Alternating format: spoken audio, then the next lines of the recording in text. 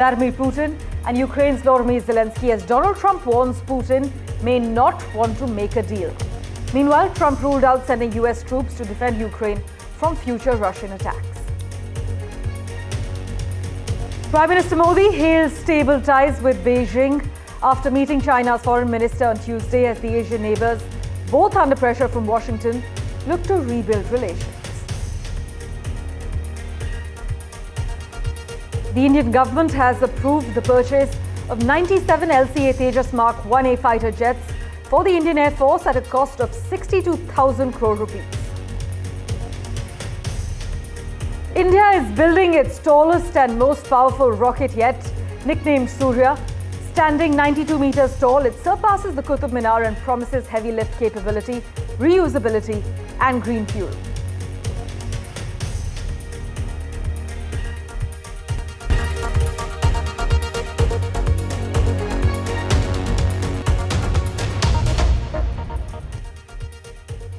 Let's begin with a big focus. The Kremlin has played down talk of an imminent summit between Putin and Zelensky as Donald Trump renewed his call for the two leaders to meet to discuss ending the current war in Ukraine. The push for a bilateral meeting comes after the US president met Putin in Alaska last week and also welcomed 7 European leaders and Zelensky to the White House on Monday. Trump has admitted that this war was a tough one to solve and conceded that it was possible that the Russian president was not interested in ending hostilities. Putin, meanwhile, on Monday told Trump he was open to the idea of direct talks with Ukraine, but the next day, Foreign Minister Sergei Lavrov watered down that already vague commitment. We have reactions from the US president lined up for you, followed by the latest remarks from the White House. Listen in. It was just a no-no. It was something that was never going to happen. So they asked for it. And they shouldn't have asked for it because it was, very insulting thing. Now, they could have asked for many other things. But the other thing they wanted to do is getting Crimea back. And, that was given. They had built, they were expanding everything and spending a lot of money. All because Barack Hussein Obama gave it away in one of the dumbest real estate deals I've ever seen. But, Mr. President, you got the Article 5 protections, though, for Ukraine. So they're not going to be a part of NATO, but you still got them the same protections. So they're not going to be a part of NATO, but we've got the European nations, and they'll front-load it, and they'll have some of them, France and Germany, a couple of them, UK. They want to have, boots on the ground. I don't think it's going to be a problem, to be honest with you. I think Putin is tired of it. I think they're all tired of it, but you never know. We're going to find out about President Putin in the next couple of weeks, that I can tell you. And we're going to see where it all goes. It's possible that he doesn't want to make a deal. What kind of assurances do you feel like you have that going forward and, past this Trump administration, it won't be American boots on the ground defending that border? Well, you have my assurance, I'm president, and I'm just trying to stop people from being killed, Charlie. Look, they're losing from 5,000 to 7,000 people a week in that ridiculous war that should have never happened.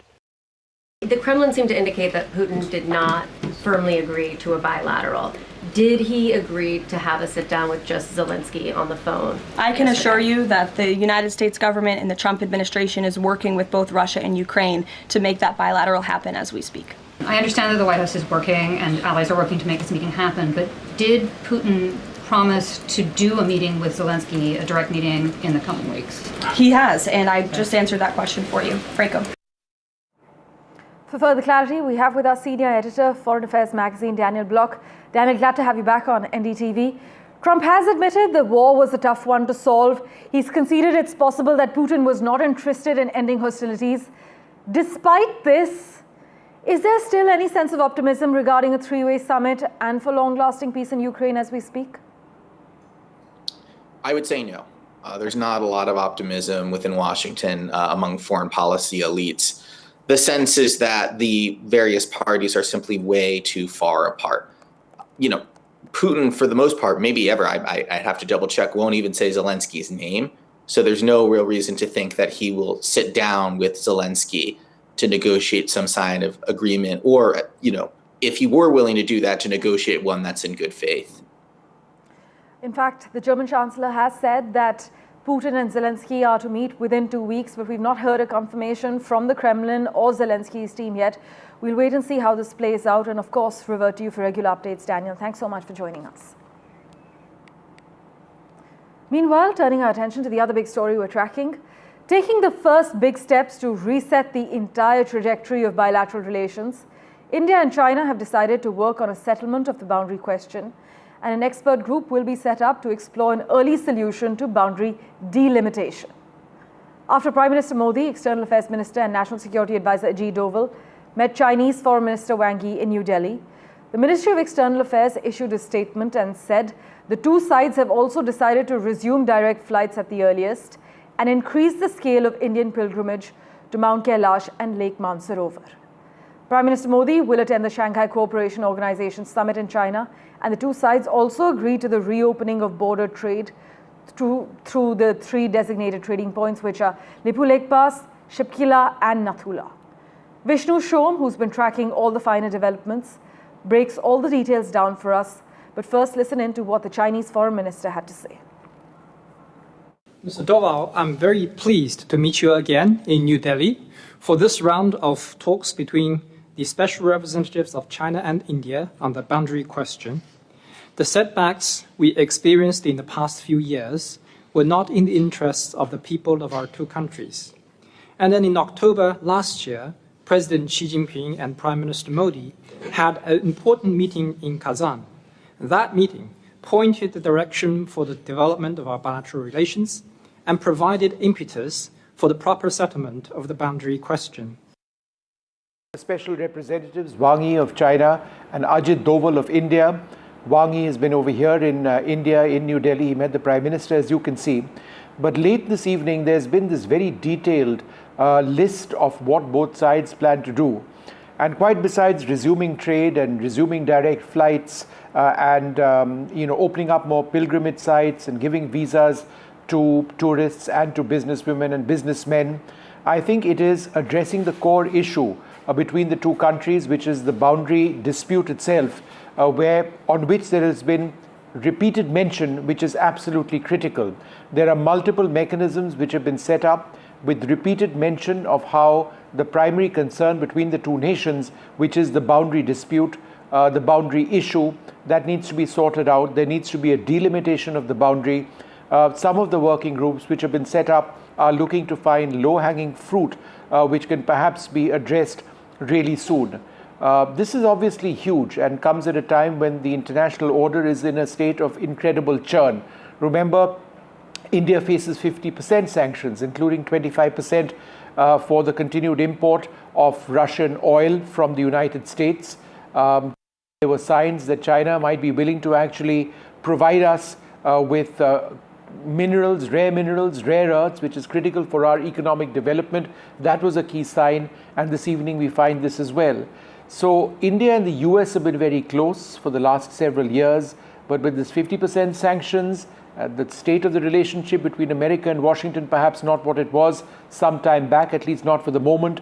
China appears to have come in, they filled a void, and I think there's a realization at the level of Delhi and Beijing that both sides, huge countries, need to work together. Clearly there is a political direction and a will and a sense of pragmatism which both countries have embarked on. Let's see where this goes. Well, let's turn our attention now to the multiple racial attacks on the Indian diaspora lately. A 9-year-old boy of Indian origin was attacked by a 15-year-old while he was playing in Ireland. The teenager threw stones and injured him on Tuesday in Cork County. The child suffered serious head injuries and was admitted to the hospital. The child actually suffered a deep injury to the head and was taken to the hospital in a bleeding state. The family has alleged that it is a racially motivated attack. Meanwhile, a 22-year-old Indian man who was recently harassed with racial slurs and assaulted with a knife by 3 teenagers in Ireland, he narrated the turn of events that left him injured while returning home.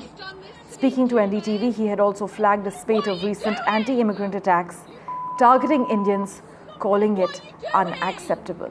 That was all recorded. On the other hand, in a hate crime in the United Kingdom, 2 Sikh men were assaulted by 3 teenagers last Friday, that's the 15th of August, causing a massive uproar. The recent attack occurred outside a railway station in Wolverhampton, and footage of the incident showed the victims lying on the ground, being kicked repeatedly by one of the attackers until he was pulled away by another. The turbans of the Sikh men had come off during this assault and were seen lying next to them, as the footage shows. What are you doing? That was all recorded. These two men have just got beaten up by these white men. In other news, External Affairs Minister Dr. Jaishankar began a 3-day visit to Russia, marking the second high-profile diplomatic engagement between our two nations, following National Security Advisor G. Doval's trip to Moscow just 2 weeks ago. These visits are actually intended to lay the groundwork for the upcoming annual Leaders Summit, which will feature Russian President Putin traveling to India for talks with Prime Minister Modi. The aim is to actually provide a renewed push to the long-standing bilateral relationship. Dr. Jaishankar is visiting at the invitation of Russia's first Deputy Prime Minister, Denis Manturov, and is also likely to call on President Putin. As far as the agenda is concerned, a key topic on the agenda is India's continued procurement of energy from Russia. New Delhi is actually exploring the possibility of securing crude oil supplies at even lower rates. This, though, as the Donald Trump administration is continuing with its criticism of India's crude oil trade with Russia, accusing India of indirectly financing the Russia-Ukraine war and making profits. Donald Trump has announced 25% additional tariffs on India, as you know, for the purchase of Russian crude oil, and these tariffs are effective August 27th. U.S. Treasury Secretary Scott Bessent criticized India regarding its Russian oil purchases during the Ukraine war, labeling the trade strategy as arbitrage and expressing disapproval in his latest remarks. Mr. Bessent said, and I quote, "They are just profiteering, they are reselling." He said this to CNBC in an interview, adding that this is what he would call the Indian arbitrage, buying cheap Russian oil and reselling it as a product. Listen in to his remarks. So there are a lot of moving pieces here, Joe. And then there's the Russian oil. We have planned to up the tariffs on India. These are secondary tariffs for buying the sanctioned Russian oil. If you go back and look now, I believe India had less than 1% of their oil, 1%, and now I believe it's up to 42%. So wow. India is just profiteering, or they are just profiteering. They are reselling. They've made $16 billion in excess profits, some of the richest families in India. So this is a completely different thing. Like this India, what I would call the Indian arbitrage, buying cheap Russian oil, reselling it as product, has just sprung up during the war, which is unacceptable. Moving on, the Union government has cleared a 62,000 crore rupee deal to buy 97 light combat aircraft Mark 1A fighter jets for the Indian Air Force. This will be in addition to the 83 LCA Mark 1A fighter jets ordered by the government earlier, and that first order was actually worth 48,000 crore rupees. Vishnu Shom has more on this latest deal. Well, a massive defense deal which has now been cleared by the government is for 97 Tejas Mark 1A fighter jets.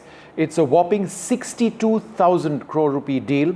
It comes on the back of a deal for 83 of the Tejas Mark 1A aircraft, which was placed earlier on for 48,000 crores.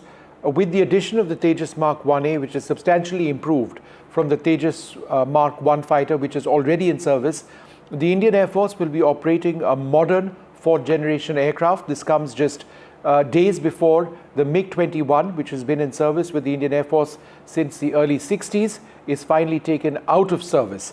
The Tejas Mark 1A has several improvements over the Tejas Mark 1, which already operates. It's got a new radar, it's got more weapons, it's got different classes of weapons, it's easier to maintain. And this will be followed by a Tejas Mark 2, which is an even more advanced variant and would be perhaps a game changer in terms of its capabilities, in terms of conventional non-stealth aircraft. India, of course, does have a plan to build a stealth aircraft. That's called the AMCA, or Advanced Medium Combat Aircraft. That's still to be prototyped and rolled out. But the Tejas Mark 1A is already out. It hasn't been inducted in very large numbers. But with this, the government sending a strong Atmanirbharta signal, saying that we can build in India and we must induct in very large numbers. So the Indian Air Force's Tejas fighter jet is going to be doing service for several decades in more and more upgraded variants. Slipping into a quick break, back in a moment with the latest updates for you. Don't go anywhere.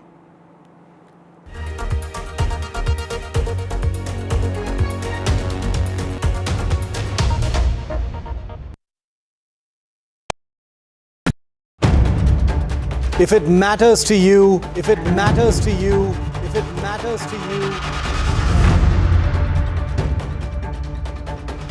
it matters to India, it matters to India, and it matters to me, and it matters to me.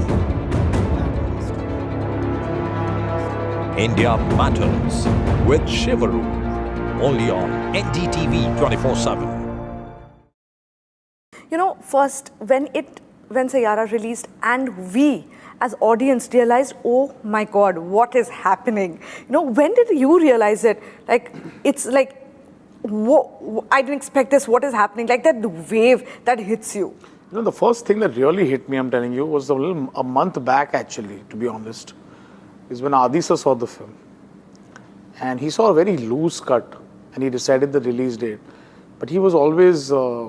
like me and Akshay were so into making the film, I think, along with Sumanna and all. Sometimes when you're so into it and you don't realize, you don't see it from, and then he saw it from a third person perspective. I mean, he was always super confident about the film. And he actually had this talk with me about how I've done. And yeah, we all grew up. I was in the 8th grade when I saw Dilwale Dulhaniya Le Jayenge and said I want to make a love story like this. For a person like him to say that, you've made a great film. All he had asked for me was to make your best film for me. And I did, and I'm just glad that, so that was the first thing, and that validation was great. I wasn't shouting over the roof for it. It gives you a lot of confidence at that moment, Absolutely. for the person who's actually put his money where it is, and he wasn't talking about anything else, but on a very unassembled film at that time, could feel the emotion and be listening. But it was the first time we felt that we made something special. But yes, once the numbers came in, I think then it was Akshay. The advance. Yeah, and the advances came in, and then people were sending me messages, and all they said, no, don't listen to anyone. So I at one point just put my phone off and said, this is getting too out of hand. And then in the night we got the number. Is your business future ready? Join the 13-week strategic ESG certification program for business sustainability and growth for CXO and business leaders by NDTV, Terry and Zenora. Master global ESG frameworks, gain real-world tools and lead with impact. Starts August the 23rd. Enroll now and power your business with sustainability. Vanakkam Tamil Nadu. Now the battle for Tamil Nadu 2026 is open now. After Chief Minister Stalin rolls up his sleeves. And Vijay steps in as a star challenger. This is a mass gathering, not for cash. Meanwhile, a former Chief Minister, Edapadi Palanisamy, begins his fight back. The big comeback campaign by EPS has well and truly begun. These are all the ultimate players, and this is going to be the ultimate test.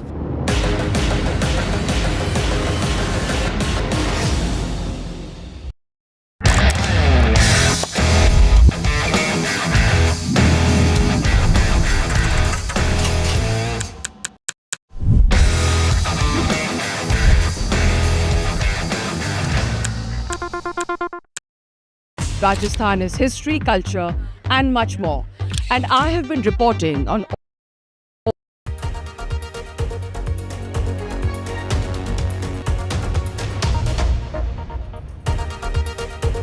A passenger bus carrying migrants recently returned from Iran has collided with a truck and a motorcycle in western Afghanistan, killing 71 people. The accident occurred late on Tuesday in Herat province and among the people killed were 17 children. NVIDIA, meanwhile, is developing a new AI chip for China based on its latest Blackwell architecture that will be more powerful than the H20 model it is currently allowed to sell, their reports state. US President Donald Trump last week opened the door to the possibility of more advanced NVIDIA chips being sold in China. But reports noted US regulatory approval is far from guaranteed amid deep-seated fears in Washington about giving China too much access to US artificial intelligence tech. Japan's sale of 11 warships to Australia has boosted Tokyo's confidence that it could build out a defense sector at a tense time for Indo-Pacific security. The successful naval bid is set to be Japan's largest ever defense contract, marking a breakthrough for the industry. Tokyo is now reportedly eyeing opportunities to provide ships to Southeast Asian nations as it signals to China and North Korea that it has close regional partners to actually tackle aggression. The defense push also comes as Japanese leaders look to reduce security dependence on the United States. Meanwhile, congressional lawmakers will get their hands on a first tranche of Epstein files in the coming days. House Oversight Committee Chair James Comer, in a statement, said that Justice Department would start to turn over Jeffrey Epstein-related materials this Friday. That's less than 2 weeks after the Kentucky Republican transmitted a subpoena to the agency to demand access to documents connected to the deceased financier and sex offender. In other news, Morecambe have appointed Ashveer Singh Johal as their new manager, making him the first Sikh to manage a professional British club, as well as the youngest manager in the top 5 tiers of English football. Mr. Johal has never held a first-team managerial role before, but has built an impressive CV since beginning as a teenage coach in Leicester City's schools program. And China's Pop Mart, which has taken the world by storm with its ugly, cute Labubu doll, reported a nearly 400% first-half earnings on the 19th of August on high demand for the toys and a shift towards higher margin overseas markets. Shares in Pop Mart have risen more than 200% year-to-date, making the Chinese toy company more valuable than traditional industry giants such as Barbie maker Mattel and Hello Kitty parent company Sanrio. To Canada now, where Conservative leader Pierre Poilievre has won a closely watched by-election in the province of Alberta, giving him a chance to return to Parliament after suffering a shock defeat in April's federal election. Poilievre actually finished with 80.4% of the vote after Monday's election in the riding of Battle River Crowfoot in the deeply conservative Western province. And finally, India is building its tallest and most powerful rocket yet, nicknamed Surya. Standing 92 meters tall, it surpasses the Qutub Minar and promises heavy lift capability, reusability as well as green fuel.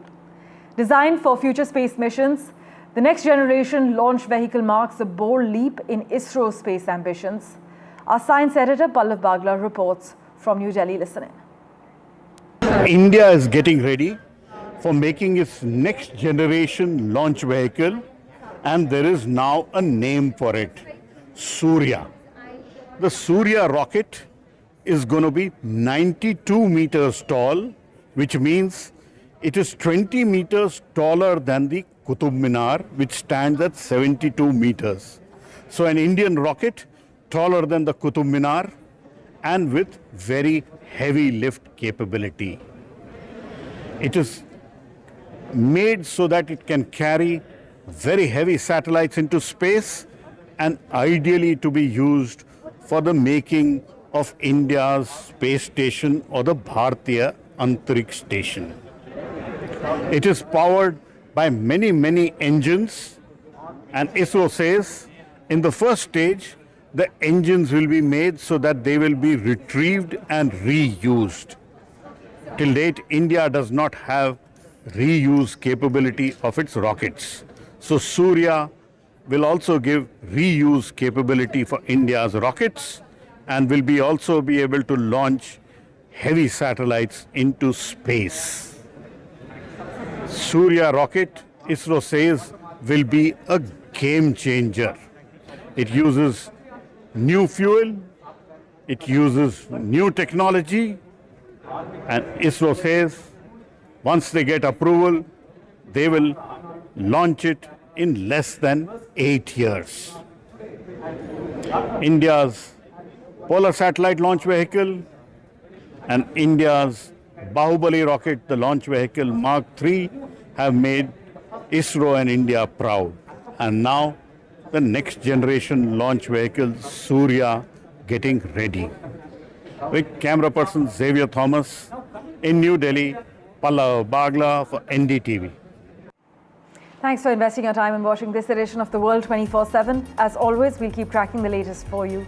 Do stay tuned.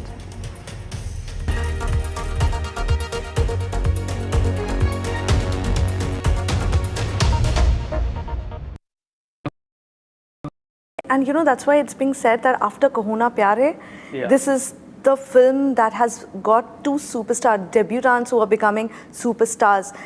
But what was this faith that you had on these two that you know that shows on screen? You know, you don't plan to make a blockbuster. You plan to make a good film. And that's what I think they never let me, they didn't put that pressure on me to live up to. They never gave me a number that we have to hit or a so-called figure that I have to open to. There was all these trappings were just not there, which normally producers do end up putting that pressure. Then you make wrong things. Then you add a song for a shadi song, add a Punjabi song. All these trappings were not there in this film. They were like, just go there and make your film. Do this script. We love this script and make it honestly. And I think the minute that happened, a filmmaker I could just spread my wings and just go out, not worrying about a few. I think when you do that, you get a little more fearless, and then that's what got picked up by people. So I cast appropriate for the film. I didn't cast thinking. I cast what felt right. You were saying that you are going to say no to him. Yeah. But that's his fault. Huh? He was now you see, now that we can talk about the film, Krish Kapoor cannot be a timid, sweet boy. Yes, sir, how are you, sir? Last time we spoke. Yeah, and I was like, what is this guy? He was a sweet boy. And then by the end of the night, I could see the boisterous self, and I could see the Krish Kapoor who could stand on top and say, don't forget this name, it's Krish Kapoor. So I think I was looking for that a bit. I needed a spark of that. The markets move fast. And so should your portfolio. Expert insights, real-time stock picks. Do I buy Ola? Should I hold CDSL for the long term? Buy, sell or hold. The answers you need, straight from the experts. Callers from India and across the world. Connect live, ask, decide and invest wisely. Your portfolio, your future. Ask Profit.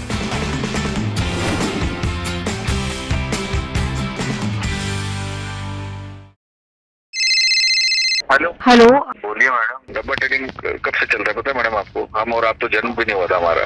We investigated a shady advisory firm that has spent big bucks on advertising on the front pages of national dailies.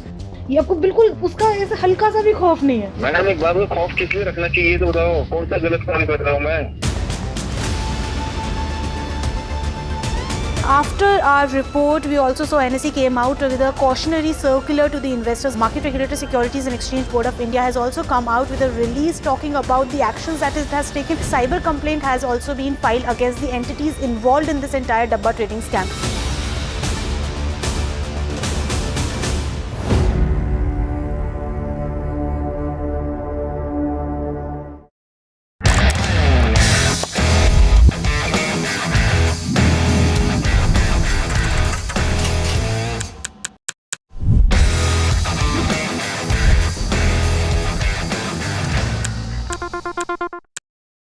Pulling us into this country.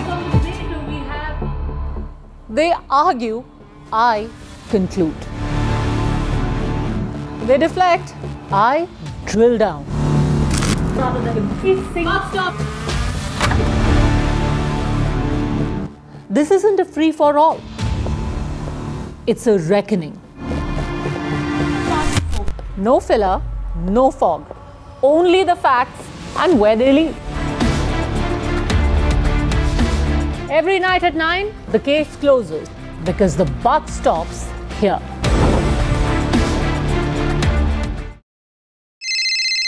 Hello hello बोलिए madam, डब्बा trading कब से चल रहा है पता है madam आपको? हम और आप तो जन्म भी नहीं हुआ था हमारा।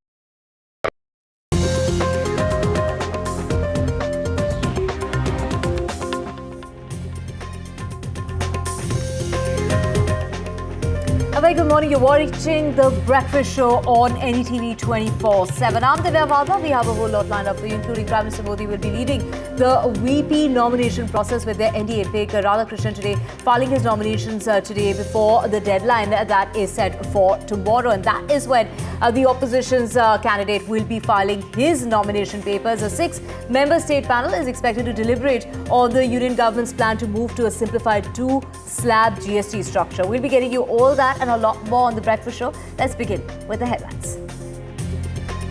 Government's big move in the parliament against criminal